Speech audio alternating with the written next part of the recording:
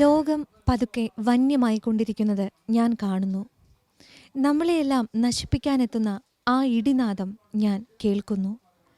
എന്നെപ്പോലുള്ള ലോകത്തെ ലക്ഷങ്ങളുടെ വേദന ഞാൻ അറിയുന്നു. എങ്കിലും എല്ലാം ശരിയാകുമെന്ന് ഞാൻ കരുതുന്നു. ഒരു നാൾ ലോകത്തെ എല്ലാ ക്രൂരതകളും അവസാനിക്കും. സമാധാനവും സന്തോഷവും ഭൂമിയിൽ വീണ്ടും വരും.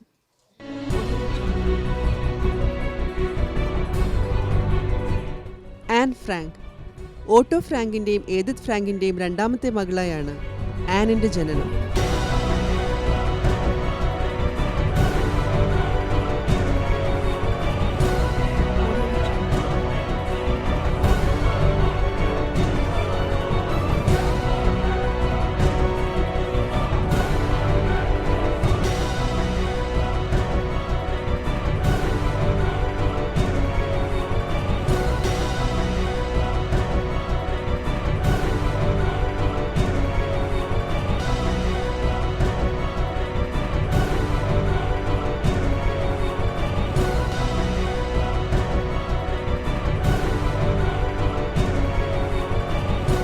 Kann ich euch hier wieder begrüßen. Ihr seid heute hier in dieser Muschel nur ein Ausschnitt dessen, was außer ihr über ganz Deutschland steht. നാസികളുടെ വേട്ടയാടൽ ഭയന്ന് ആനിൻ്റെ കുടുംബം ജർമ്മനി വിട്ടു. ദാരിദ്ര്യം കുടുംബത്തെ വേട്ടയാടുമ്പോഴും ആനിൻ്റെ വിനോദം വായനയായിരുന്നു. വിശപ്പിൻ്റെ വിളിക്കുള്ളിൽ സാഹിത്യം അവൾ ഒളിപ്പിച്ചു വെച്ചു.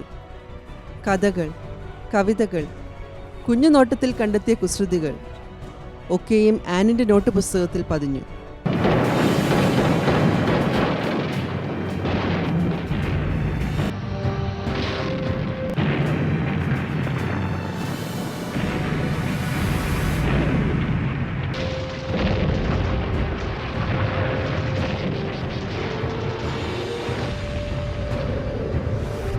രണ്ടാം ലോക മഹായുദ്ധം. ഹിറ്റ്ലറുടെ നാസിപ്പട നെതർലൻഡിനെ ആക്രമിച്ച ദിനങ്ങൾ.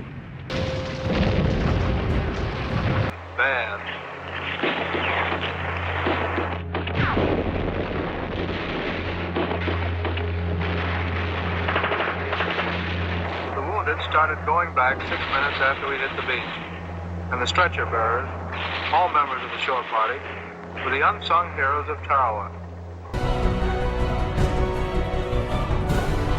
നാട് മുഴുവൻ ദാരിദ്ര്യവും വെടിയൊച്ചയുടെ ഭീകരതയും നിറഞ്ഞപ്പോൾ അരക്ഷിത ബോധത്തിൻ്റെ നടുവിലായി ആനിൻ്റെയും കുടുംബം. ഓരോ കുടുംബത്തിലെയും പെൺകുട്ടികളെ സൈനിക ക്യാമ്പുകളിലേക്ക് നിർബന്ധിത നിയമനം നടത്തിയ അക്കാലത്ത് അവരുടെ കുടുംബവും ഭയന്നു. ആ ഭയം തെറ്റിയില്ല.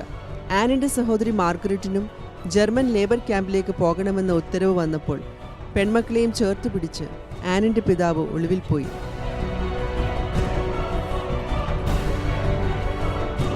ഭൂമിക്ക് മുകളിൽ പീരങ്കികളും പട്ടാള ബോട്ടുകളും താളം പിടിച്ചപ്പോൾ ഭൂമിക്കടിയിൽ പേടിച്ചരണ്ട് ആ കുടുംബം നിലവറയിൽ കഴിച്ചുകൂട്ടി.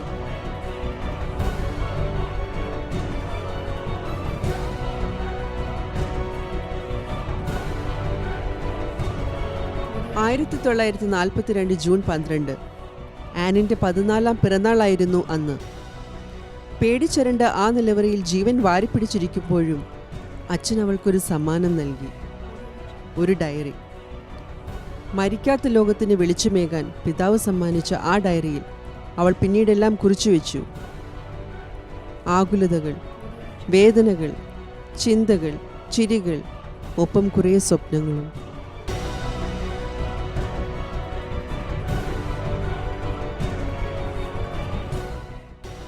ആ നിലവറയിൽ ആനിന് കൂട്ടായി ആകെയുണ്ടായിരുന്നത് അച്ഛൻ സമ്മാനിച്ച ഈ ഡയറി മാത്രമായിരുന്നു. അവൾ പറയാനുള്ളതെല്ലാം ഡയറിയിൽ കുറിച്ചുവെച്ചു. തീപിടിച്ച വാക്കുകൾ കുഞ്ഞു നിലവിളികളായി ഡയറിക്കുള്ളിൽ പതിയിരുന്നു. യുദ്ധം തീർന്നാൽ തുറന്നുവിടാൻ പാകത്തിന് നിലവറയ്ക്കുള്ളിൽ ആ ഡയറി കുറിപ്പുകൾ ഒളിപ്പിച്ചു വെച്ചു. But you must promise not to say a word to anyone. Don't answer any questions about where we've gone. If you do, it could be very dangerous for us. Since you've never had to disappear, I'll try to give you an idea of our life. I call our hiding place the secret annex.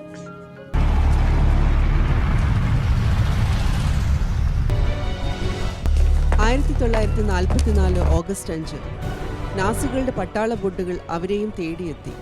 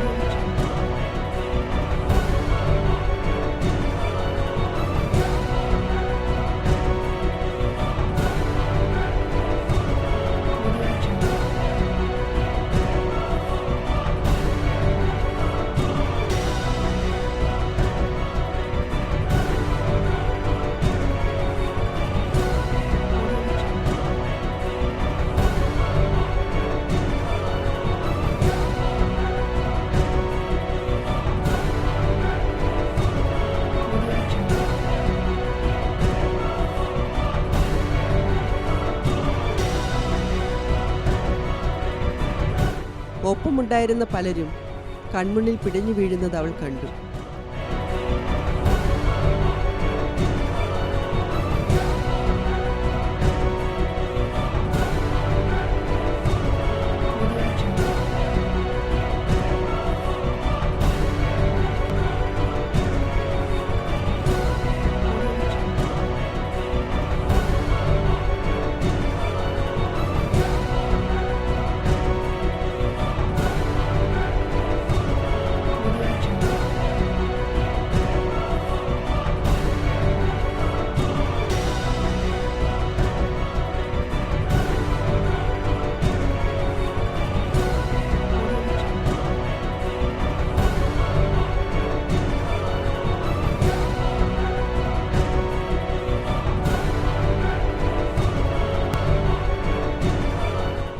ഒടുവിൽ an Frank എന്ന ആ കുരുന്നുപൂവിനെ ഹിറ്റ്ലറുടെ concentration ക്യാമ്പിലെ നരാധമന്മാർ കവർന്നെടുത്തു.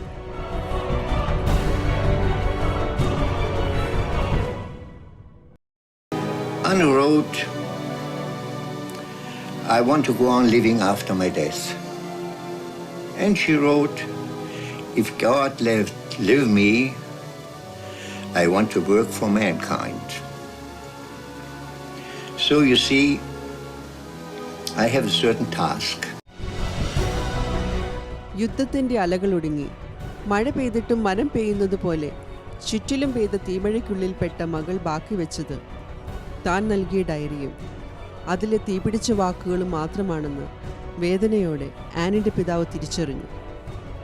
ആ താളുകൾ ലോകത്തിന്റെ മുന്നിലേക്ക് അദ്ദേഹം തുറന്നുവെച്ചു.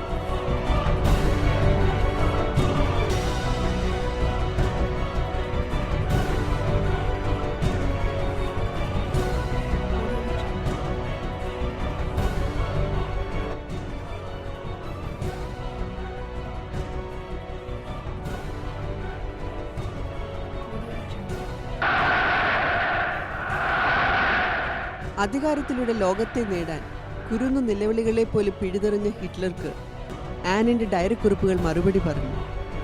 വെറും വാക്കുകളിലൂടെയല്ല, മനവും മിഴിയും മരവിച്ച ഒരു കുരുന്നു പെൺകിടാവിൻ്റെ നിലയ്ക്കാത്ത വാക്കുകളിലൂടെ.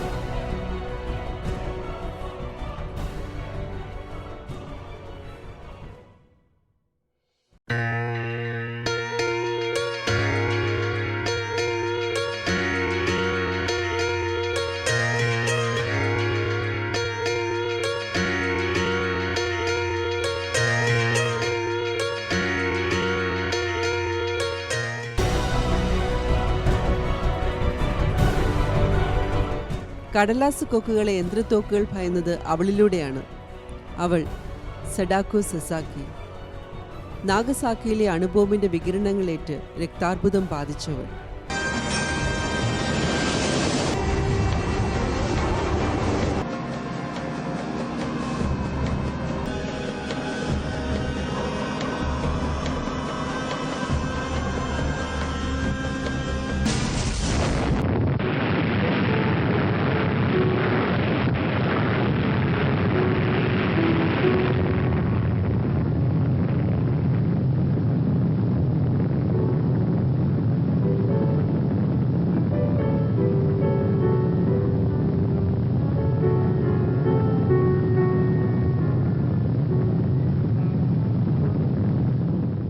കൂട്ടുകാർ പറഞ്ഞ കഥയിലെ നായകൻ 1000 കടലാസ് കൊക്കുകൾ ഉണ്ടാക്കി രോഗത്തെ തോൽപ്പിച്ചത് കേട്ട് അവളും സ്വപ്നങ്ങൾ നെയ്തു.